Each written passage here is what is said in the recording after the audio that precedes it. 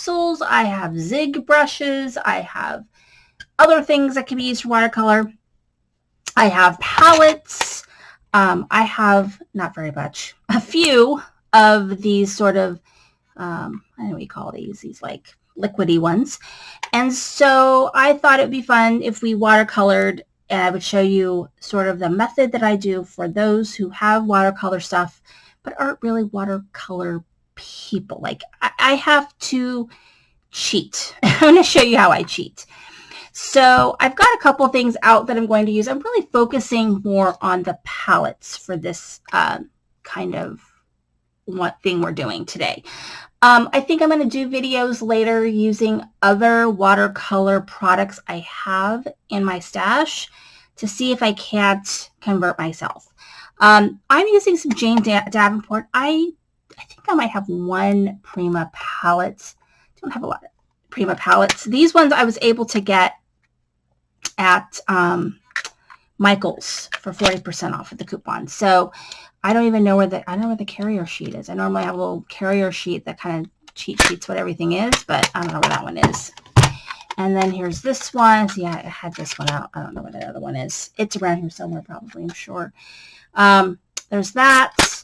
And then I pulled out two possible things I might use, which is this liquid watercolor Oceanside, and then this one is Honeysuckle, which I think does a kind of red. I'm going to have to see. But these I had gotten from a summer camp from Concord and Ninth last year. So those are possibilities. I've got a paper towel, and I'm using watercolor brushes today, but if I don't like how they're working, then I'll use my watercolor, I have brushes. Okay, I have brushes. And because I don't want to mess up this filming space that I have, because I use one desk or one area, which is a tiny little area actually, that I use for filming videos, and then I have my actual desk next to me. It's like an L shape kind of situation. And so over there, I don't bother pulling this sucker out. But I am doing this for this class. So this is a watercolor mat. It is from Waffle Flower. And like I said, you don't really need it when you think about it. So I'm using the Scribbled Rose background stamp from Taylored Expressions. It's freaking amazing. I have done some projects with it already. So you can see that if you go on my channel. I'm also pulling out a couple things. One is this Clearly Taylored Expressions Signature Sentiments. This one I've used with the Triple Slim Floral one, but I really needed something for on your wedding day, I think is what I needed this one for. This one's kind of small. I needed on your wedding day. And then this one I think I'm also using Congratulations, I think. And Happy Anniversary. I don't know. I'm using two of the ones out of here. I'll show you when we get to that portion. We're going to make two cards. Only one card's going to be watercolored. So there you go. I am using, let's set this off to the side, Canson watercolor paper. I got it really cheap from Michael's, and so that is what I'm using, and I am happy to use it. I have no idea if it's cold press, hard press, whatever. It's watercolor paper. It's good enough. And actually, I like it if it doesn't have too much grooves in it, because I heat emboss this in gold. So I used Versamark ink and my Misty, and then I threw some Taylored Expressions gold embossing powder over it, and then I heat embossed it. So now I've got some grooves. This is a very forgiving stamp set because it's just these swirly flowers. And so I don't know. I don't know if I want to use this red or not. So this red, I'm actually going to just kind of put it here, and it's very, very red. So I think what I'm going to do is I've got that red as a possibility, and I've got this red as a possibility. So there's this one, which I might use because it's a little bit more pinky. That one's very, very red, which, you know, maybe I'll do a combination. So all I'm going to do is get some color on there, and you see this one's very pinky also, so that's kind of okay. And then I'm just going to kind of, and I don't worry about if it gets out into the world. I'm not worried too much about staying in the lines because it's watercolor. And so there is that one. And I don't hate that color. So then there was this one. Let's see if there is a difference. See, they look very similar. Kind of interesting how they look similar. Kind of strange. So I'm just going to go ahead. And so what the embossing does is it gives you this sort of well for your color to just kind of be. And it just is so easy and to just use it with embossing. And I really kind of got more comfortable with watercoloring this way from the class that I did with Altenew, because he embossed most of their stuff. So I liked that. That was nice. So I don't really have what looks like a very good, like, I don't know, is it, if I do it, yeah, it's very, so I don't know. I was hoping I would get something more, this is more pink, right? Which I don't hate, but it's not as strong of a red as I had hoped. Got this other red right here. I think it's red. Let's see what that one looks like. Well, this one's much more red, so I will do that also, because I really wanted kind of, for this card, I was thinking red and pink, I guess is what I'm thinking. So, and then you just kind of, so it's very forgiving, and this particular stamp set in particular is very forgiving too. But as you can see, there is just no like real like technique. So my idea behind this card was that I wanted to do red and pink.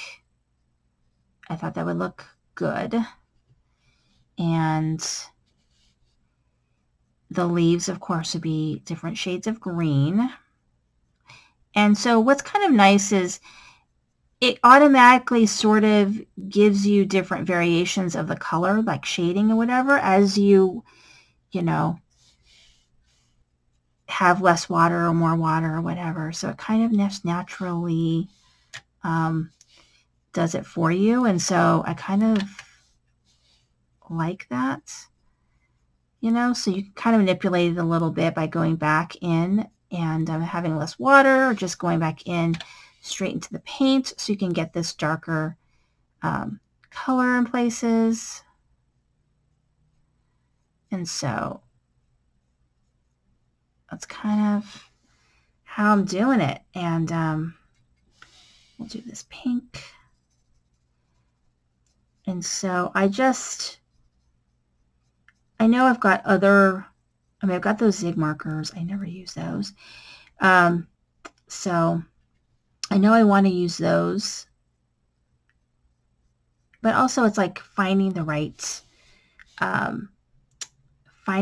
card or the right stamp, you know. I'll never be that person who sets up their easel and just paints a picture. That will never ever be me, because I can't draw worth a darn. My kids are beautiful artists, but me, no. Not at all. So I'm going to continue to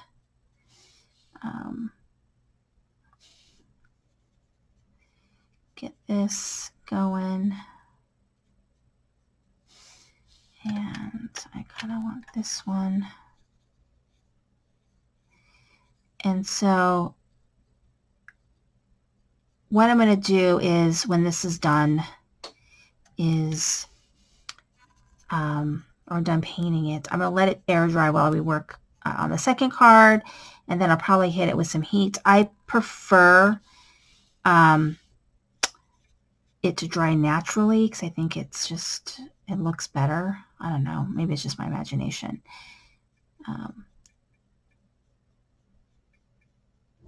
Okay, let's see. Am I missing any?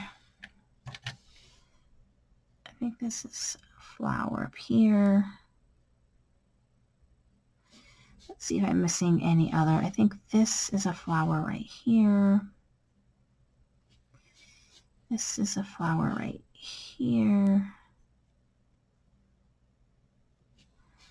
And let's see, I think the rest is not. Okay, so just because I don't want to mix my colors, I'm going to switch to a different brush. I'm using another watercolor brush, just a fresh one. I have a ton of them. Okay, so that one looks good. So I've got some green here that looks like it's a good possibility. It might actually be this green. Oh, so I can take a look and see. It's a little darker. All right, so I've got this green, which I think is on here, and then I've got that green right there. So I'm just gonna go for it. So, and just find different places to do it. And this is like, I want to say not a no fail per se, because, you know,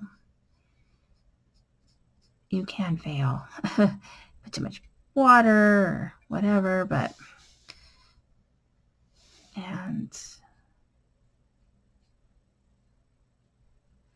so, and if you just keep doing it without putting more paint, then you get some like lighter variations. And so I like that. And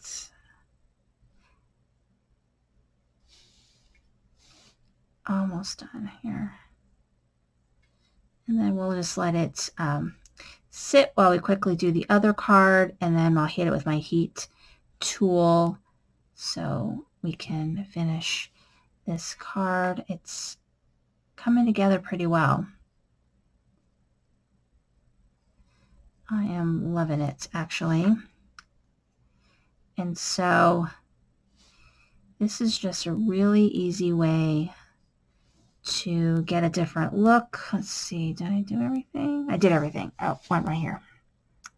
Make sure that I've got everything. Okay, so that is my card. Almost looks kind of Christmassy. So I'm going to let it dry. So I'm going to set it aside and let it dry. And close these suckers up. Get them out of the way. And I'm going to get this out of the way. And okay, so let's see. For my card, I talked about how you could just use that stamp set, if you have one like it, by just heat embossing it in gold. So this is just on white cardstock, heat embossed in gold, and that's it. And then I just cut it down a little bit and mount it on some black, which is then going to go on here. Okay, so I am going to, that was the fail. I reused this cardstock because I had a fail. And okay, so we're going to mount it on the black. And it's just an A2 size card. And then we're going to do, oops.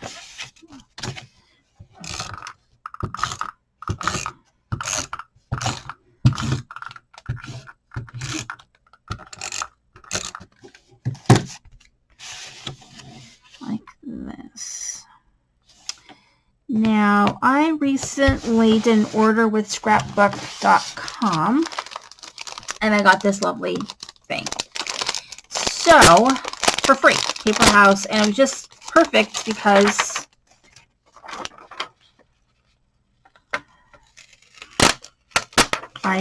it's in gold and I needed something that was gold.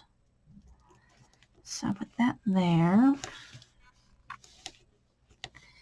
It's got these little hearts that I'm just going to put down. So, super simple. And then the inside, I heat embossed Celebrate Happy Anniversary. So, because my parents are having their 50th wedding anniversary. So with this one, I am just, it's on these Pop-Tarts with a little bit too much dimension. So I'm going to put this one here.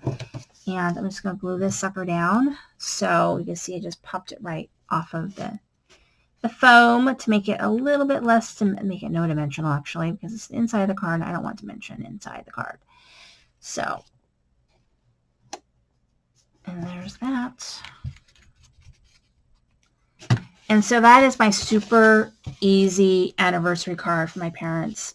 And I am loving it. I think it's really pretty. So, okay.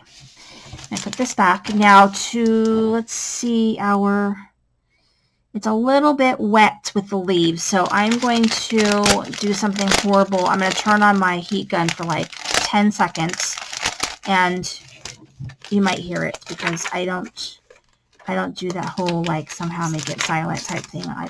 I might try. If you find that it's silent, then I figured out how to do it on my editing software. If I didn't, then I'm sorry. So I've got my heat tool. I'm just going to hit it real quick. Actually,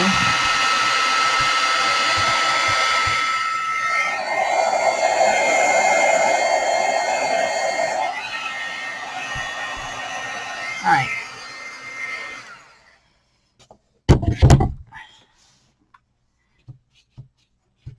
Okay, so I'll just blot it a little bit. Okay, so now I've got my A2 size card and a black mat, which I'm going to glue my black mat down.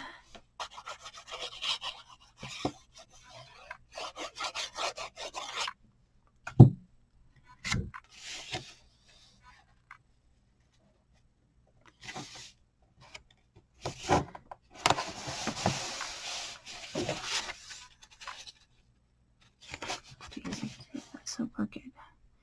Okay, so then I'm going to, there we go. And then this one right here is cut down to about, I think this one is 5 1/4 by 4. And go ahead and use some glue.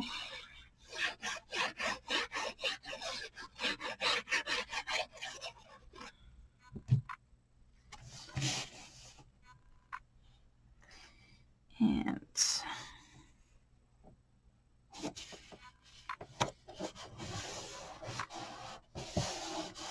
make sure it's down pretty well because the watercolor paper is thicker and I know it's a little bit of a pain in the butt. So then on here, I've got on your wedding day. So I just heat embossed that Taylored Expressions sentiment on black cardstock, which I love. I think that looks really, really good.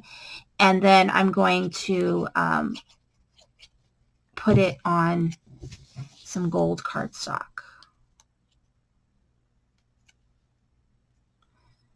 So like that. And then I've got some foam tape.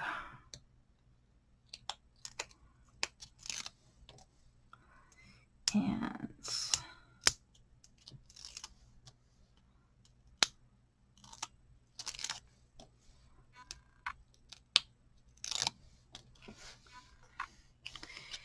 And I'm just going to put it right here. So here is that watercolor card that we made. It says on your wedding day. Inside is gold embossed congratulations. I love it, actually. It looks really, really good. And it was super, super, super easy. Like, it was like no technique, no like skill really was needed. I think my, little kids could probably do this. But it looks amazing. So it's just really, really pretty. And it just says on your wedding day. And so we did that card, and then we did my parents' 50th wedding anniversary card. And so this one was even easier. It was just gold embossed.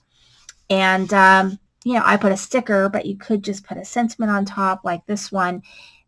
This would have looked really nice right here also. And that you've got a really simple, elegant wedding card or anniversary card. Celebrate, happy anniversary. So I love it. Thank you so much for hanging in there with me. This is Sandy Create the Heart.